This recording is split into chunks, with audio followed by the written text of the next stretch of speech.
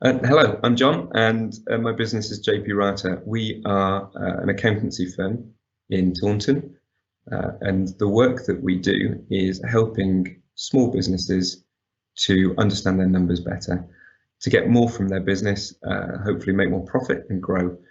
It's about giving the businesses the tools they need to do that. In my opinion, that's not just numbers. We also want to be helping people with understanding the business more generally. And if there's things that we do in our business that might help you with running yours, I'd love to share them. So we've been running a series of these presentations, one on how we as accountants use Excel, another one on how we read a set of accounts, and then this one on Microsoft Teams, just to give you a bit of insight into how we use them in the office, in the hope that some of the things that we do naturally that you might not know about, that they can help you. And at a time like this, I think it's important to share what we have to make communities as strong as possible. Okay, well, that's me. If we load up the slides, I'm going to show you what we're going to do today. So the first thing that we're going to do is I'll introduce you to my guest speakers, Steve and Harley, and they come with their own knowledge of Microsoft Teams, and I'll let them tell you what that is, and then we'll have a little discussion about how we use it. Following that, we'll talk about security and how to secure your environment, your digital environment, and then talk about what Microsoft are doing next that we think is quite exciting. At the end of that, we're going to have a little quick fire round of recommended features to show you the things that we think you could be using in your business that will help you. Just little things that could make a big difference. So this is me, but let me introduce you to Steve next. And Steve, well, in fact, Steve can introduce himself. This is Steve from Springboard IT. Oh, it's not, because he's muted. Actually, Teams advised me that I was using it. Hi, I said I'm Steve Bloomer from Springboard IT. We're a software business, and we help organisations work more efficiently by using their software more effectively. So we do a lot of integration work, and all of the tools that come with Microsoft Office are a great boon to us in doing and achieving what we want to achieve with our customers. That's me. Thanks very much. And also on the line is Harley Brown. Thanks, John. Hi, everyone. Yeah, Harley Brown from PC Comms. So we're an IT company, more specialist in the infrastructure, hardware, and Office 365 comes under one of those services that PC Comms delivers. We're based in Bridgewater, established in 2003. We've got 14 members on our team. Primarily, we provide a help desk support service and an outsourced IT service to local businesses in and around the Southwest. That's pretty much what we do. Yeah, back to you, John. Thanks very much. Okay, so that's our team for today, and what we're going to be doing is talking you through the software. The first on the agenda is talking about what is Microsoft Teams, and for that I'm going to hand back to Steve in a second so that he can tell us what it is, give us an introduction to it, and then the three of us will just chat about what we like about the software. So over to you, Steve. Okay. Thank you. So we've all probably become familiar with Teams as for chat and for Teams meetings like this one, but there's an awful lot more to it than that, and I see it as being a unified repository for all of Microsoft's Microsoft 365 products. It's somewhere convenient to house it. I use it very much as a navigation tool. We use it to talk. I talk to my guys who are all working from home every morning through Teams. We chat constantly through the day, but we also use the screen sharing a lot. to talk through issues, and then for more mundane day-to-day work, we use it as a central place where we've got things like all of our invoicing information, our job management information, and it's a useful navigation aid, particularly for me. And what I like about it is that I can use the same navigation on my phone as I do on my desktop as well. So I know where everything is wherever I am. So that's really what I wanted to say about it. So I hand back. Thanks. Brilliant.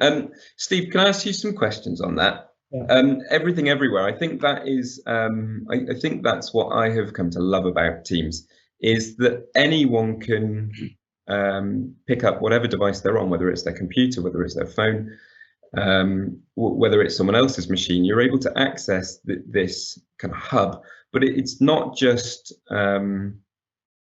It's not just communications. It's so much more. It's also this one place that we can get every part of the Microsoft suite now, isn't it? That there's so much available in it.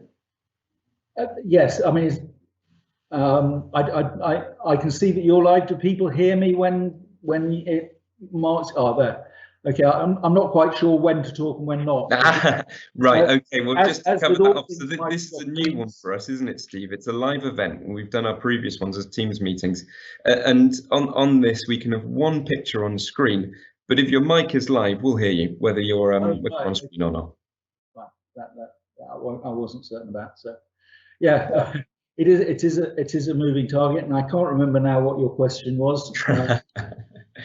It unifies Microsoft's products, doesn't it, Teams? It does, yes. And the cynic in me says it solves a problem for Microsoft, because they are producing a lot of very disparate products, and you can see the obvious question is, well, where do I go to do this? Where do I go to do this? And the answer is really to Teams for everything. And the thing I like about it, in doing that, you can also add other things. So my electronic accounting system I access from within Teams. Individual files I access from within Teams, all in the same location. And as Harley will be talking about security, confident that it is secure. Do you guys share documents with other people within the Teams environment? We have done, but not that often. It's a pretty new feature, isn't it, Harley? Yeah, it depends on your, I suppose it comes a little bit back to GDPR, data protection, who you're allowed to share documents, and user training needs to come into that. So useful feature, just needs to be used with caution in case you accidentally share something that you shouldn't. So I guess the usual sharing questions come into transition there. But yeah, just like OneDrive has got that capability, they're bringing those capabilities into Microsoft Teams as well. So it's surfacing the same sort of features, if you like, across their suite of applications. So yeah. So can I tell you how we're using that in our office? Because I'd love your opinion on it, whether we're missing a trick or not. What the setup that we've got is that someone might be working on a document. All of our documents, as much as possible, we save them straight to SharePoint, straight to OneDrive. So all of our Microsoft Word, Excel, all data you'd hold on a server, it's all being hosted by Microsoft through SharePoint.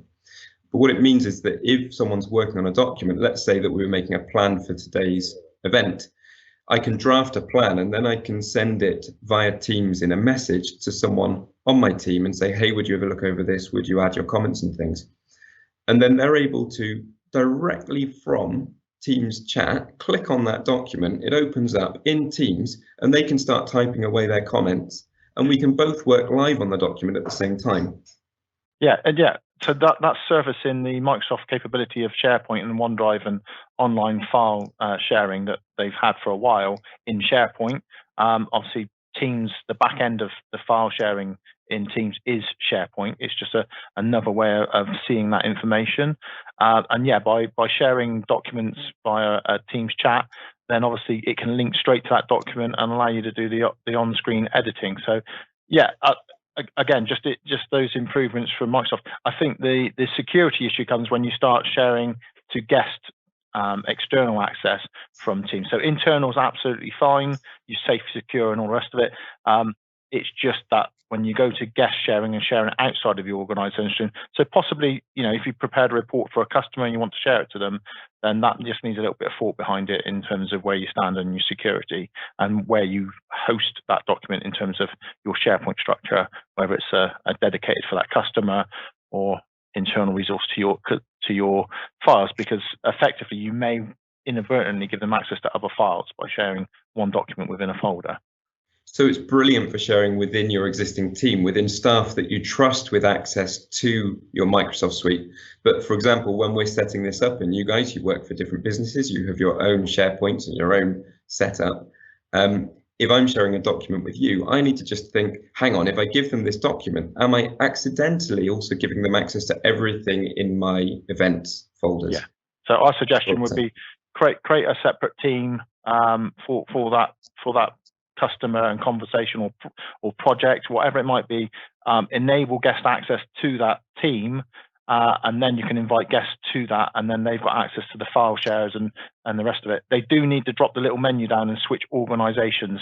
It's not quite seamless in Teams yet when you're switching between organizations. That will come, and there's also a thing called, I don't want to go technical because I will, federated services, where you can federate two companies. So if you have to work closely with a company all the time, you can have federated services, which allows a bit more of a seamless interaction in terms of accessing each other's resources. So I think this is a nice first point to just put up our contact details. And the reason that I'm doing that is because we're not going to go into the detail on how to do all of these features and exactly how they work, but just let you know that we're using them to make our businesses run better. So we're going to chuck those contact details up now. And then once they are up, if you want to ask questions about anything technical we're talking about, here's the ways that you can get hold of us. So do ask them, but equally, if you've got a question, there's a Q&A function within this meeting. And if you want to fire a question to us now, have a look for that Q&A, send the question across, and we'll either answer it directly or we'll come back to you afterwards with an answer to your question to help you with what you're asking. So those are our details, and we'll show them again later on.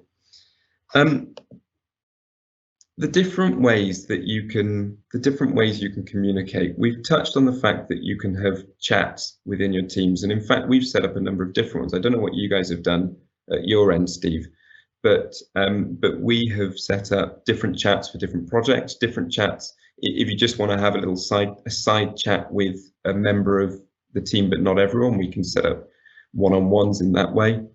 And then you can also, from that, you can go into videos and calls, can't you, with your team? Is that right? You can, yes, and we start in chat as a development company.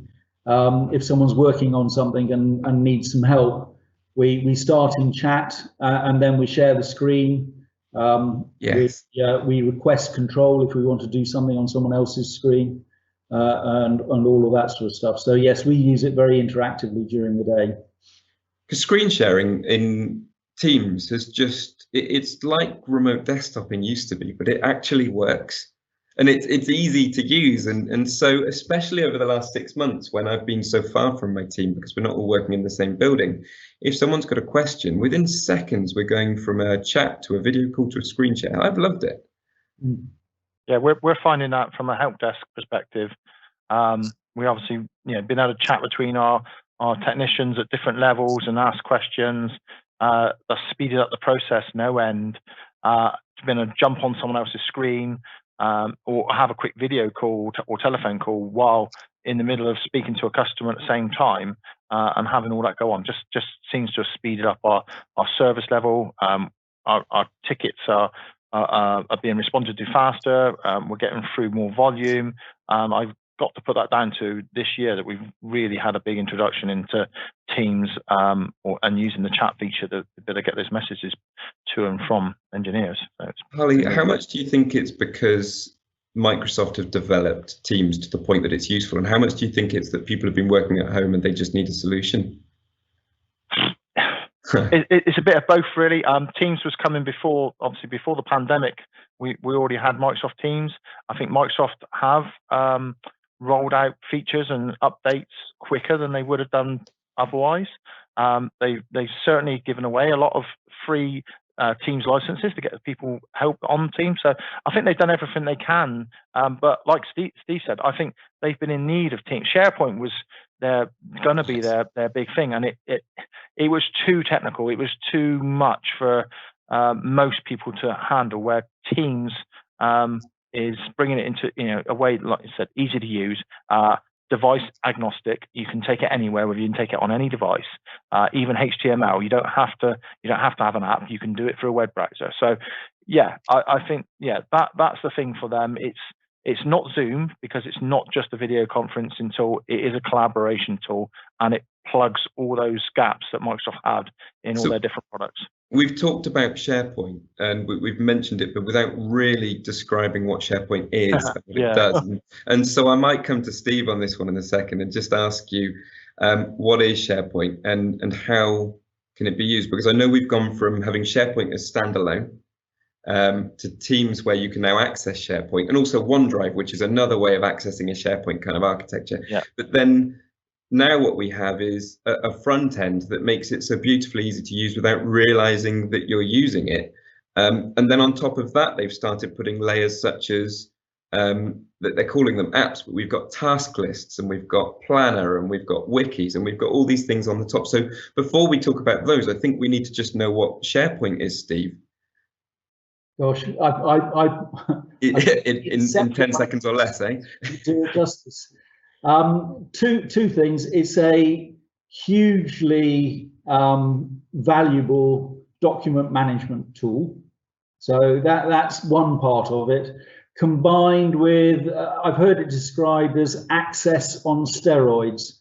So in the olden days, which I'm well familiar with, people used Access to knock out fairly quick applications, like people use Excel to a certain extent as well, to basically create data capture applications very quickly and allow people to share the data and start doing reports. Well, Access has got that in buckets, with integration with workflow management tools like Power Automate. You can do reporting through Power BI. So it just goes on and on, but it's basically a very quick and easy way to start collecting data. And a great example of the data that Microsoft are trying to push us towards using it for with Teams, it's making plans within a team. So if you're working on a project with a couple of other people, you can create a Microsoft planner in Teams, which allows you to list all the things you want and assign them to people, set deadlines, get reminders, and all of these things. And they've done the hard work in setting up a SharePoint database for something that people need quite a lot. And it allows you a place within the Microsoft environment to do something that you might otherwise have gone to a third-party piece of software to do, because there's enough of them out there and they're advertised quite a lot.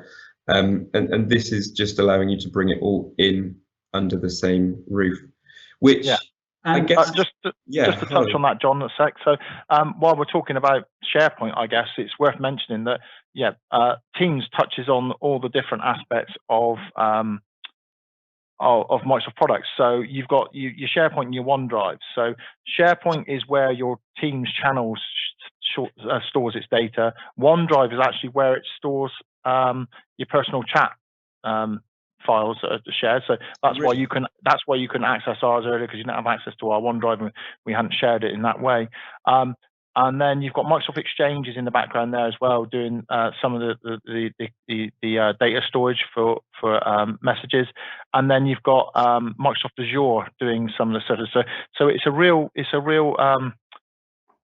mixed bag of where your storage is too, but it's all within your Microsoft 365 tenancy. It's all in there, and it's all sort of safe under that umbrella, I guess. Because this is what it's about, isn't it? Making it easy for a user with very little experience to just start using it out of the box. That you can just pick it up, join your business, and immediately they think, oh, hang on, this looks like Facebook chat or WhatsApp, or this looks like Zoom. I know what I'm doing with this and I can get going. And then you discover the extra features along the way. What I think people sometimes miss in what Teams gives them is the fact that it's a unification of login information. You don't have to remember many passwords.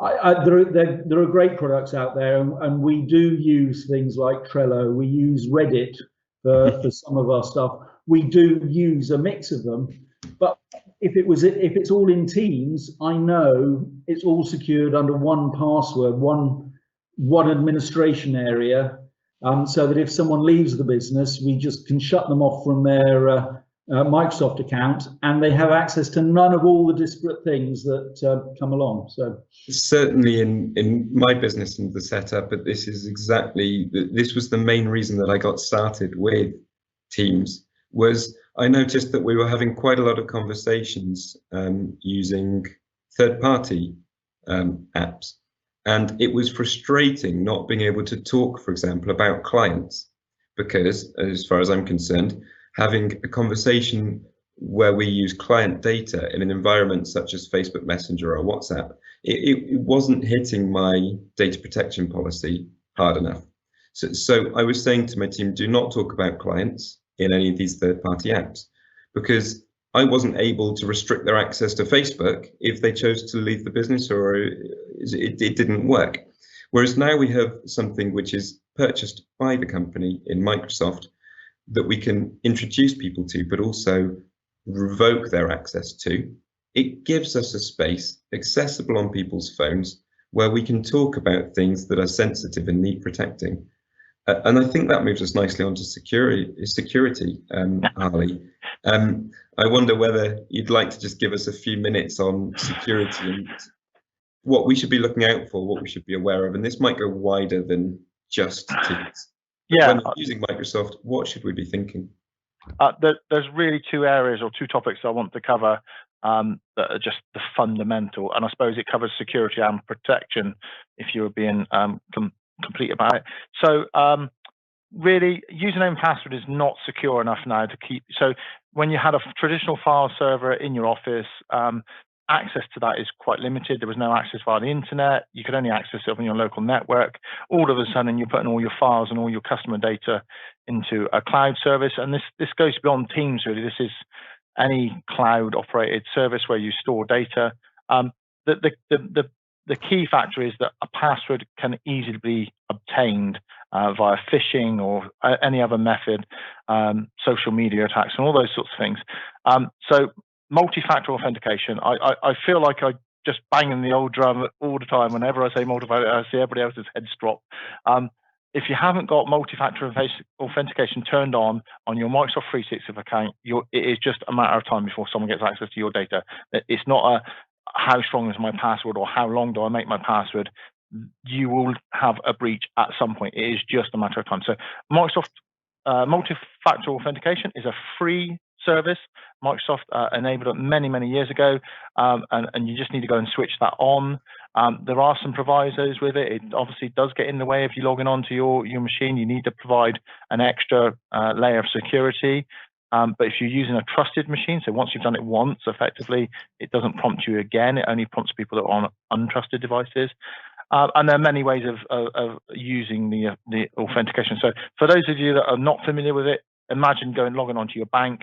You've normally got some kind of personal information that forms a user ID and a user password, plus a PIN number, a card number, or a little machine that gives you a number. So that's your multi-factor. It's more than one authentication method to get to your data. So multi-factor authentication is number one, and I don't know, do you want to explore that a bit further, John, or shall I talk about? Do you know what, you tell us your main things, and then we'll have a chat about them afterwards. And the second one is backup, effectively, so protection.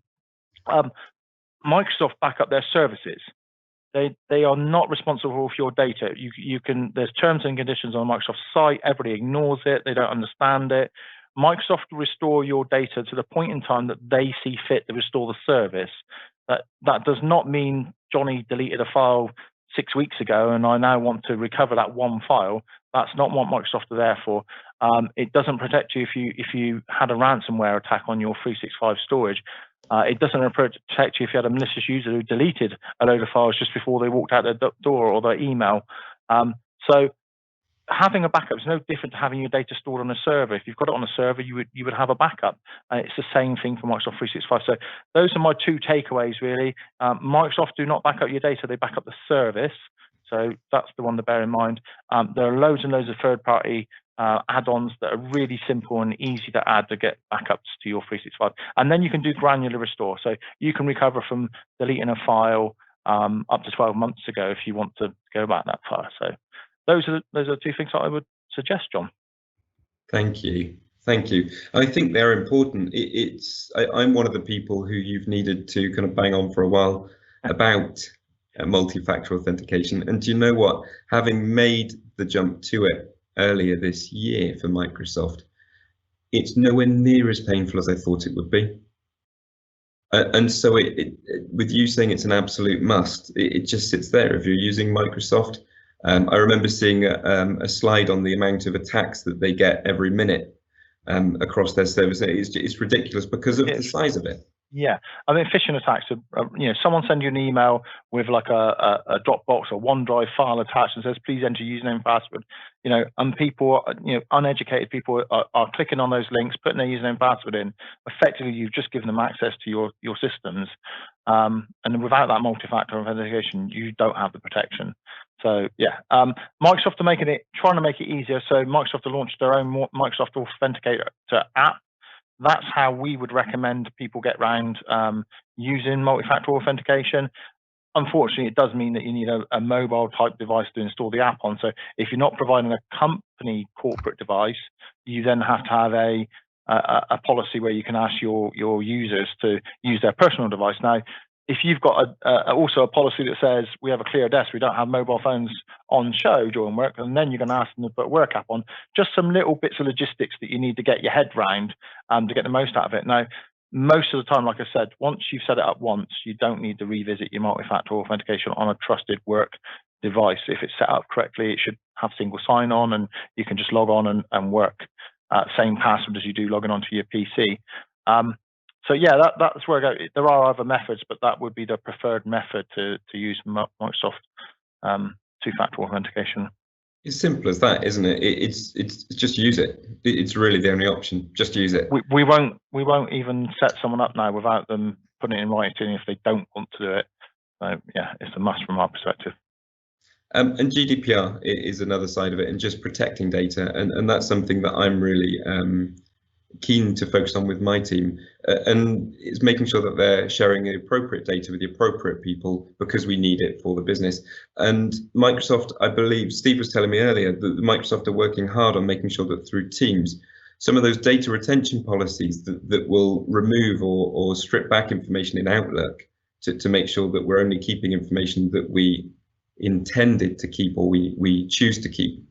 They're bringing those into Teams as well, I think. Is that right, Steve? Yes, specifically into the chat feature. So I think it's from well, they're starting to roll it out in January and then through February. Yes, it's the ability to put retention policies on your chats or their card storage, as they call it. That was a new one on me when I read about it. I was wondering what card storage was, but I've interpreted that as chat. Okay. I mean, they're bringing all the features that they've got in their other. So Exchange or email is obviously 365 was the start of everybody moving their email over to 365. That was really the big push. The apps came separately, and then SharePoint and all the rest of it. But Exchange has been around for such a long time. There are huge policies and about retention, data loss prevention, what a user can and cannot do, all those things, shared access and all of that. Exchange has had that built up over many years, and those features are being pushed out across SharePoint, and obviously now they're coming to Teams, and I think in their effort to get Teams rolled out as quickly, some of those things have had to be left, and they're coming out. So data loss prevention, I guess, really covers that retention policy as well, and then it fits with your GDPR question, John. That from a GDPR point of view, how long are you keeping those files for? When do you get rid of them, and all those sorts of things. So. Because it really has replaced a lot of phone calls or face-to-face water cooler moments. A lot of those are happening for us in our team in chats now instead. And so it's good to know that Microsoft are thinking, how long do these people want to keep this information in this environment? Because if it is replacing face-to-face conversations, well, a face-to-face conversation is almost as lost as soon as it's had. And so if they're able to build that option and ability into it, then it extends how it can be used, doesn't it?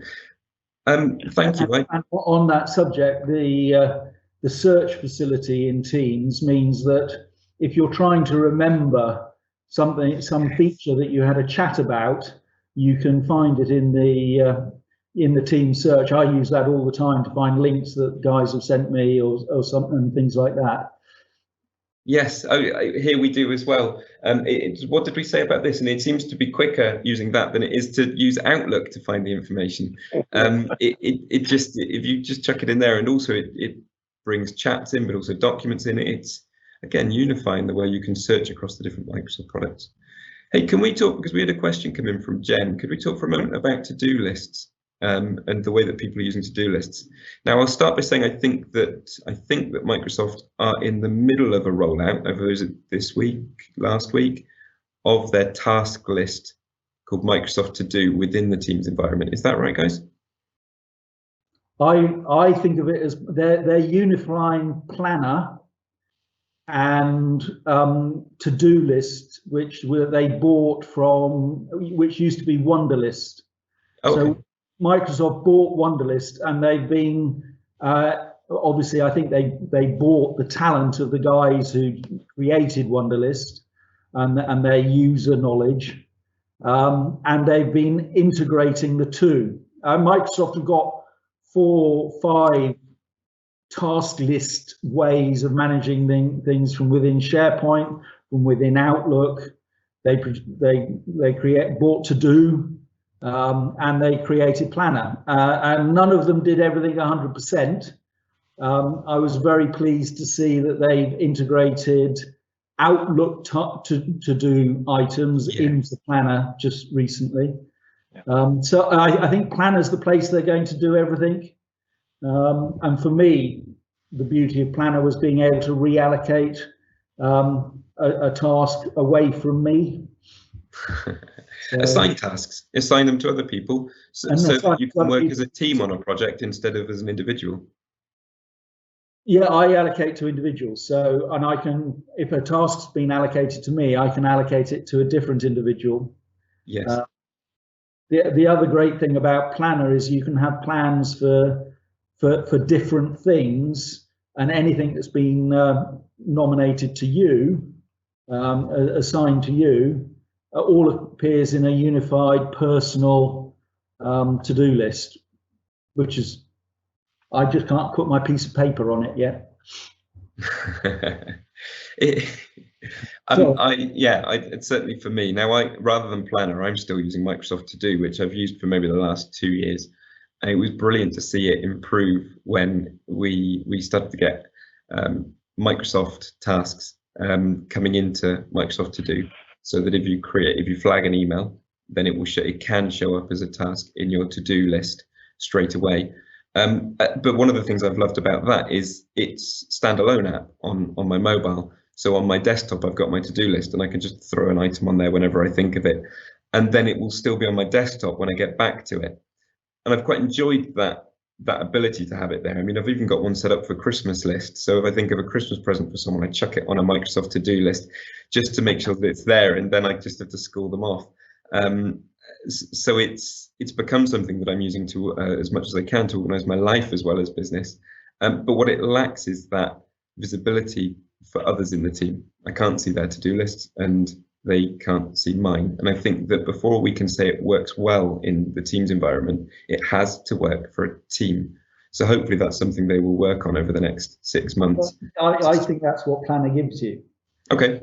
So if you're working on a plan, so we have plans for different products that we're trying to roll out, and within that plan we can allocate those tasks to the people. So we can go and look at the plan and see who's been allocated what, who's done what that they were allocated.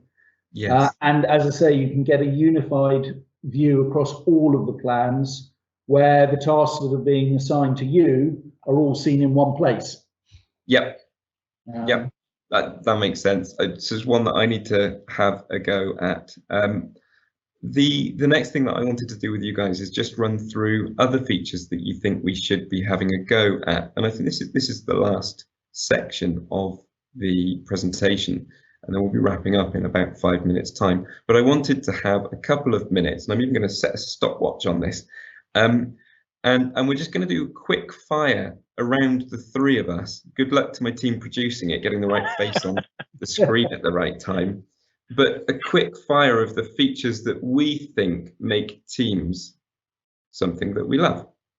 And so if you could, I'll start us off, but I need to get a stopwatch up first.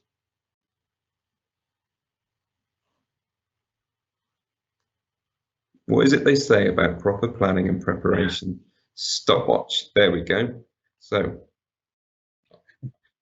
we're going to, I'll start us off. In the chat feature, there's a thumbs up. So you can find a message, give it a thumbs up or a love heart or a laughing face. I think that's a fantastic feature to quickly respond without creating another message. Steve. Continuing chat, I love the fact that chats within a channel in a team stay with that channel. So you can have, you know where the topic is that you're having a chat about, and it's not muddled up with any other chats. Harley. The actual Teams functionality, so creating a separate team for projects or accounts, your departmental teams, and being able to keep everything separate.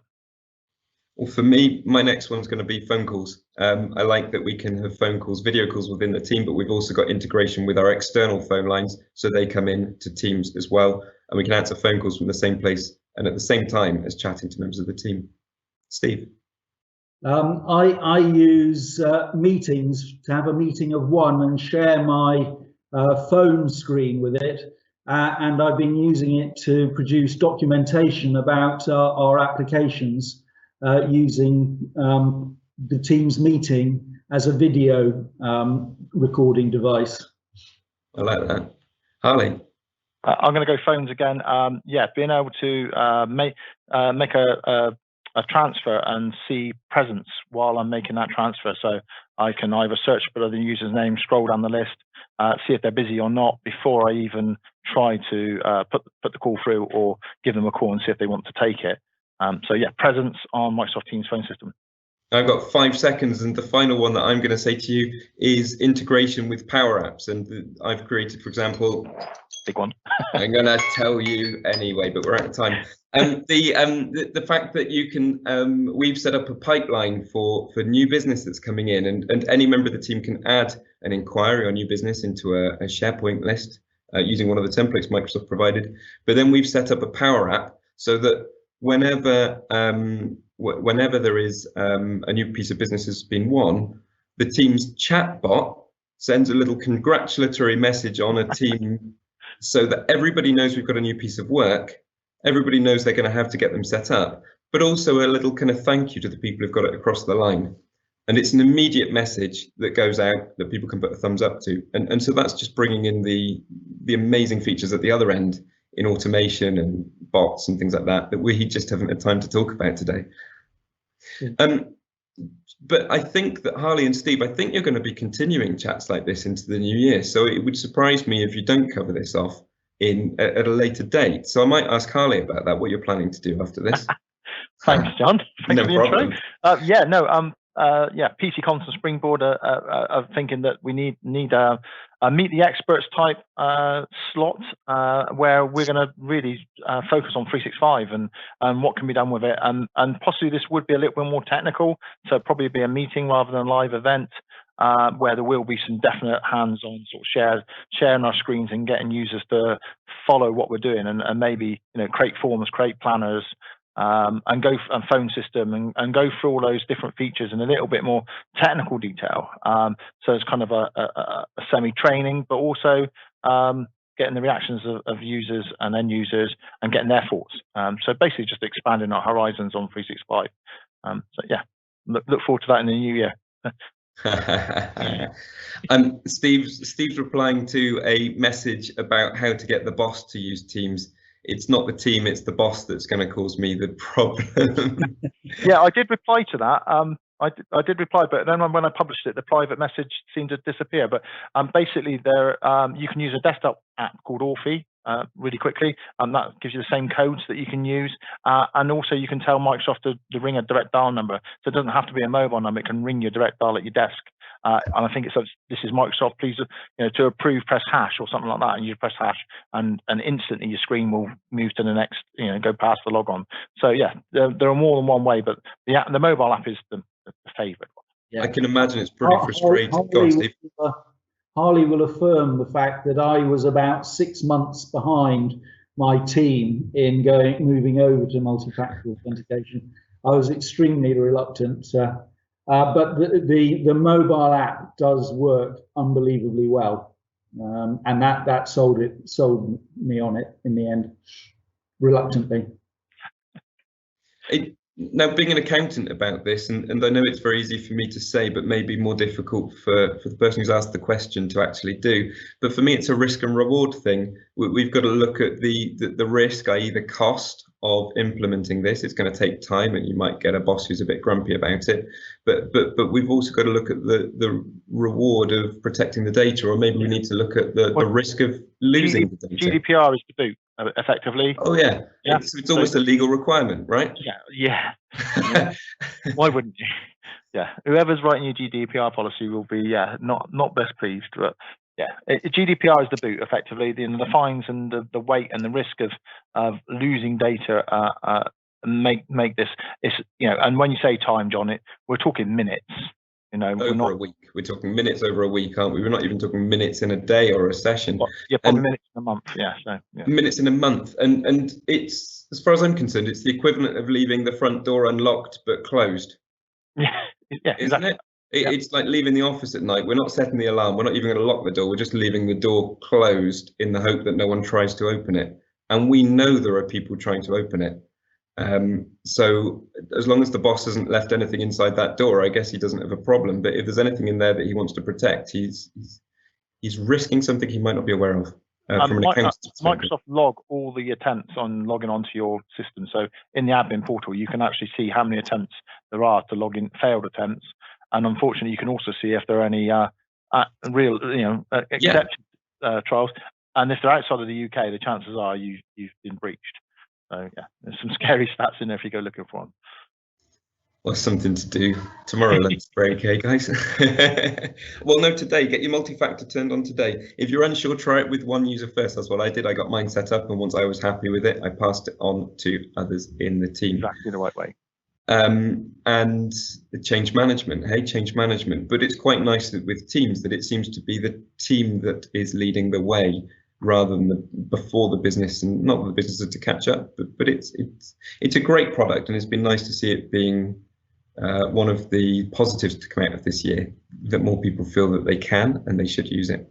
Hey, I want to say thank you to Steve and Harley, but rather than putting your faces on screen, I want to thank you by sharing your contact details again. So I'm going to just pop them up again. Thank you very much, guys. Thank you for coming along and helping me. It's been nice talking to you about Microsoft Teams, something that I love, and I've talked to you privately about quite a lot.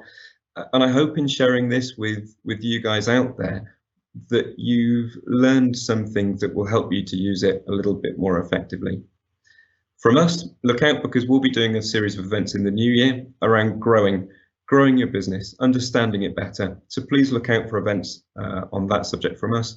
And then if anything happens in the world of coronavirus, we have feeds on our website that give you information. We have videos going up on our social media. And when significant changes are happening, we're doing live events like this to talk you through and allow you to ask questions about what's going on. So please follow us on Twitter. Please keep an eye on our website if you're interested in useful, easy to understand information about coronavirus and finance. Steve and Harley are going to have events coming out in the new year. Here's their contact details as well. And if you've got a question on anything technical or anything that you want to build using the Microsoft Teams or Microsoft environment, then these guys are definitely the guys I'd recommend you speak to, that they can help you out with that. And I think what I like from working with them is the passion that they've got about building something that will help you to do business better. And that's what I think you can gain from these guys. So, thanks, John. No, pleasure. Thank you very much for coming along, Harley, Steve. And that's us done. Thank you very much for attending, and looking forward to seeing you for our events in the new year. Bye. Cheers. Goodbye.